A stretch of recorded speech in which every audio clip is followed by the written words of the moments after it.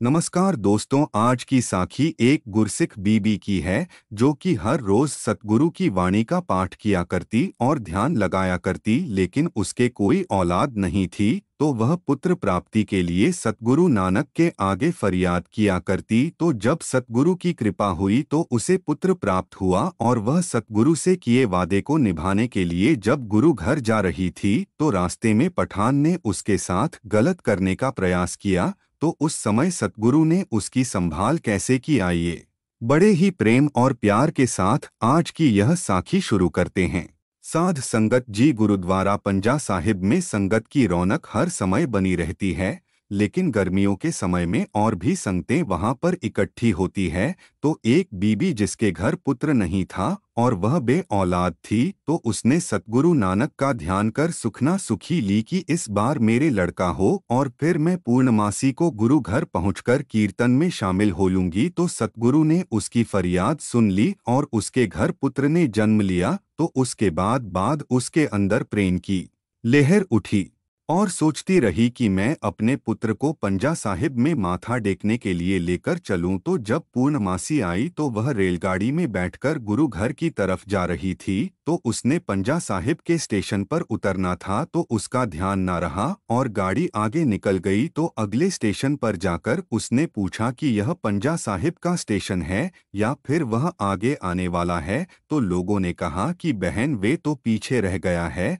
तो जब वह स्टेशन पर उतरी तो उसने स्टेशन मास्टर को पूछा कि अब पंजा साहिब को गाड़ी कब जाएगी, और उसने अपनी सारी बात बताई कि मुझे पूर्णमासी की रात कीर्तन में शामिल होना है। तो साध संगत जी, वह स्टेशन मास्टर एक गुरसिख भाई था। तो उसने देखा कि बीबी कीर्तन में शामिल होने के लिए बहुत उत्साहित है, सतगुरु नानक के चरणों में हाजिरी लगाने के लिए कीर्तन में शामिल होने के लिए अरदास विनती कर रही है कि मुझ अनजान को बख्श लें। तो स्टेशन मास्टर ने एक टांगे वाले को कहा कि भाई, इस बीबी को पंजा साहिब पहुंचा दें, और कहा कि मैं तुझे किराए के अलावा इनाम भी दूंगा। तो स्टेशन मास्टर को इस बात की खबर थी कि टांगे वाले हर रोज हमारी विनती करते रहते हैं और हमारा डर वह भी रखते हैं। तो टांगे वाली ने अच्छा जी कहकर दोनों माँ और पुत्र को टांगे में बिठा लिया। वह समय शाम का था, उसका मन बेईमान हो गया। तो उसने तांगा एक तरफ खड़ा कर कर देखा कि कोई आने जाने वाला नहीं है। तो उस पठान ने उस बीबी के बच्चे को जबरदस्ती खो लिया और जब वह उस बच्चे को पत्थर पर पटकने लगा तो वह बीबी दौड़कर अपने बच्चे की तरफ आई। तो उस टांगे वाले ने उस बीबी को पकड़कर टांगे के साथ बांध दिया। तो जब वह बच्चे को दोबारा मारने लगा, उसने बच्चे को अभी पकड़ा ही था कि उस बीवी ने अपने नेत्र बंद किए और सतगुरु नानक के आगे अरदास की है, महाराज मेरे बच्चे की रक्षा करें और मेरा धर्म बचा ले। तो सतगुरु की ऐसी कृपा हुई कि जब उस पठान ने पत्थर को हाथ डाला तो एक जहरीले सांप ने उसे डंक मार दिया और वह मर गया। तो उस बीबी की अरदास कबूल हो गई। तो एक फौजी ट्रक सिख ड्राइवर लेकर आ रहा था और उसने पंजा साहिब से निकलकर रावलपिंडी जाना था।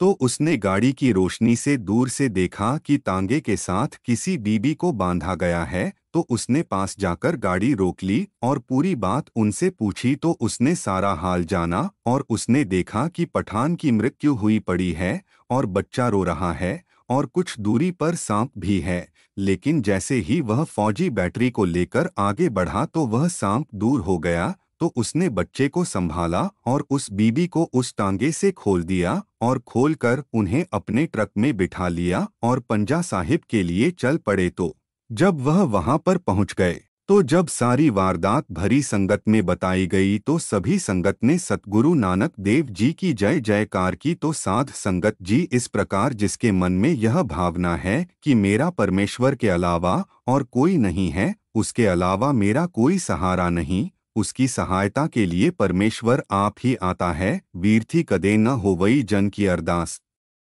नानक जोर गोविंद का पूर्ण गुणतास, जन बनना ही कठिन है, लेकिन अरदास सुनने वाला परमेश्वर सदैव ही आया है। अपने सच्चे भगत की अरदास सुन तुरंत वह कुल मालिक जमीन पर आ जाता है।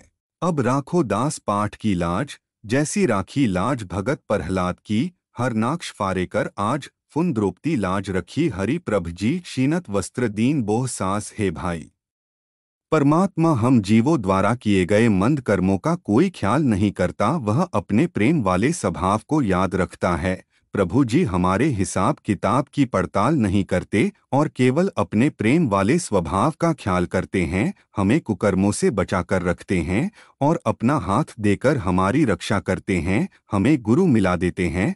जिसको पूरा गुरु मिल गया, उसके विकारों के रास्ते में गुरु ने बन लगा दिया है और इस तरह उसके अंदर सभी आत्मिक आनंद पैदा हो जाते हैं। सतगुरु कहते हैं कि मेरा सच्चा स्वामी सदा ही दयालु है। जिस परमात्मा ने हमारे अंदर जान डालकर इस शरीर को पैदा किया है, जो हर समय हमें खुराक और पोशाक दे रहा है, जिसने इस देह को रचा है, वह परमात्मा संसार समुंदर के विकारों की लहरों से अपने सेवक की इज्जत आप बचाता है। सतगुरु फरमा रहे हैं कि मैं उस परमात्मा से सदा ही सदके जाता हूँ। हे भाई, ऐसे सभी विचार छोड़ दे कि संसार समुंदर से पार जाने के लिए तू बहुत समझदार है। तू अपने मन को प्रभु की सेवा में लगाकर उसकी सेवा कर, और जो मनुष्य गुरु के दर पर अपने आप को पूरी तरह से खत्म कर देता है, वही मंचित फल प्राप्त करता है। हे भाई, अपने गुरु के उपदेश पर पूरा ध्यान रखा कर, अपने गुरु के साथ मिलकर तू सदा ही सचेत रह। तेरी हर एक आस पूरी हो जाएगी, तेरी हर एक इच्छा पूरी हो जाएगी